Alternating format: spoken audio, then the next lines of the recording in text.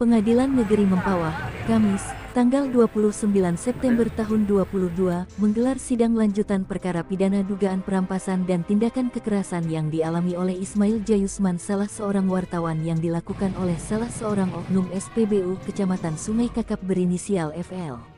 Pantauan wartawan media ini dari awal sidang dimulai dalam agenda pemeriksaan dan keterangan para saksi yang dihadirkan para pihak berjalan sedikit alot dikarenakan para pihak saling mempertahankan argumen dengan keterangan maupun kesaksian, dan jaksa maupun hakim sempat beberapa kali menegur tersangka FL karena kurang sopan bersikap dalam ruangan sidang. Di tempat dan waktu yang bersamaan usai agenda sidang digelar, menurut Suheri Nasrul selaku Ketua Dewan Pimpinan Daerah Persatuan Wartawan Republik Indonesia (DPDP WRI) Kalimantan Barat, kepada sejumlah awak media, dirinya sangat berharap kepada pihak jaksa dan hakim pengadilan yang menangani perkara ini sebelum melakukan tuntutan dan putusan terhadap tersangka FL dapat melirik dan membuka Undang-Undang Pers Nomor 40 Tahun 1999, pintanya. Heri menjelaskan bahwa alasannya sudah cukup jelas dikarenakan pada saat korban mendapatkan dugaan tindakan kekerasan oleh oknum SPBU, korban sedang menjalani tugasnya selaku jurnalistik, katanya.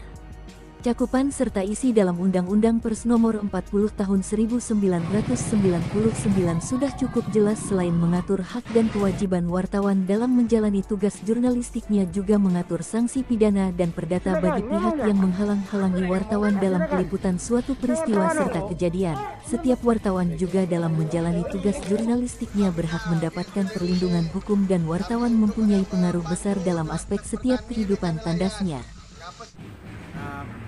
Setelah kita melihat, mengikuti dan mendengarkan agenda sidang pada hari ini, fakta persidangan sudah cukup jelas, yang mana kedua belah pihak, baik pihak korban atau pihak tersangka, telah menghadirkan saksi, dan tentunya kita berharap kepada instansi yang terkait yang menangani perkara ini, dalam hal ini jaksa selaku penuntut umum dan juga hakim yang memberikan putusan pengadilan ini, setidaknya kita sangat mengharapkan dapat melihat, setidaknya melirik bahwa wartawan itu juga punya undang-undang.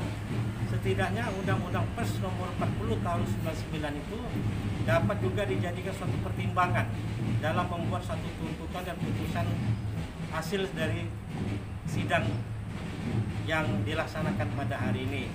Nah, kita juga mengingat bahwa korban adalah merupakan seorang wartawan, yang mana kasus ini menimpa beliau ketika menjalankan tugasnya sebagai jurnalistik. Nah, di Undang-Undang Pers Nomor 40/99 itu sudah cukup jelas bahwa setiap wartawan yang menjalankan tugasnya sebagai jurnalistik itu menjalankan berhak mendapatkan perlindungan hukum, menjalankan profesinya sesuai dengan undang-undang, dan berhak mendapatkan perlindungan undang-undang. Dan di satu sisi di dalam undang-undang tersebut cukup jelas, barang siapa menghalang-halangi tugas wartawan dalam menjalankan tugasnya sebagai jurnalistik, itu kan sanksi pidana dan sanksi denda sudah jelas.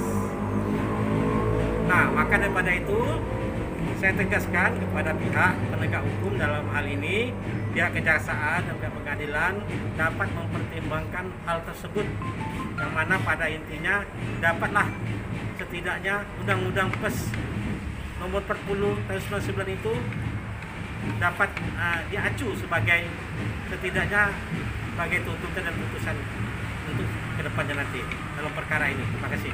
Sementara Ismail Jayusman sebagai korban mendapatkan dugaan tindakan kekerasan oleh oknum SPBU, korban sedang menjalani tugasnya selaku jurnalistik dan juga selaku Ketua DPCP WRI Persatuan Wartawan Republik Indonesia Kabupaten Kubu Raya.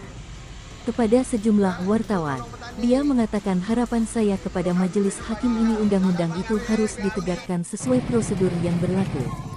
Dan kami juga tidak akan melawan undang-undang itu karena undang-undang itu adalah produk negara, jangan dimainkan. Jadi saya minta keputusan ini betul-betul adil dari penegak hukum, tegasnya. Lebih lanjut, Ismail memaparkan yang perlu saya sampaikan di sini, kalau tadi hakim juga sudah mengatakan tidak boleh mengambil dokumentasi menggunakan handphone di SPBU. Sementara pemerintah saat ini juga sudah mengeluarkan sistem aplikasi My Pertamina QR Code ini, yang mana sebenarnya Yang kedua, pada saat saya mengambil dokumentasi menggunakan handphone. Sementara pengantri minyak itu juga menggunakan handphone dan handphonenya juga aktif, padahal mereka itu lebih dekat di tempat pengisian dan lebih lama lagi mereka di sana daripada saya menunggu jerigennya penuh. Selain itu pula pada pengantri minyak juga menggunakan jerigen plastik. Kan kita bisa lihat tadi dari video yang diputar oleh kejaksaan di ruang persidangan, di video itu sudah jelas. Dan yang terakhir, saya mengucapkan terima kasih kepada rekan-rekan media dan rekan-rekan relawan Laskar Anti Korupsi Indonesia, LAKI, dari awal hingga hari ini selalu mengikuti perkembangan daripada kasus yang saya alami.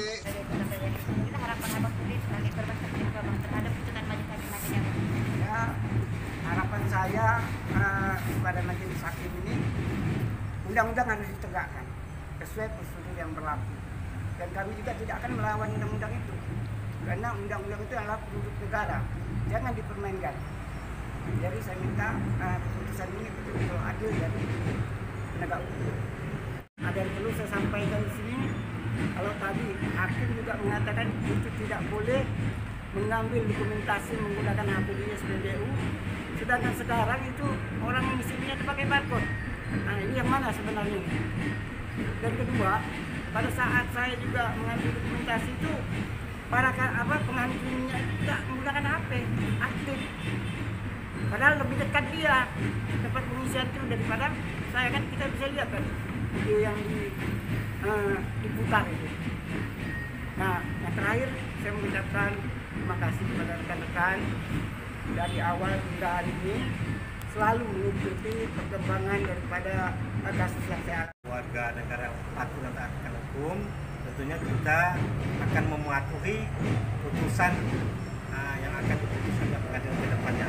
Nah, seperti yang disampaikan Pak Ismail, kita menginginkan aturan itu tetap ditegakkan, karena Indonesia ini tidak ada orang yang kebal akan hukum. Terima kasih.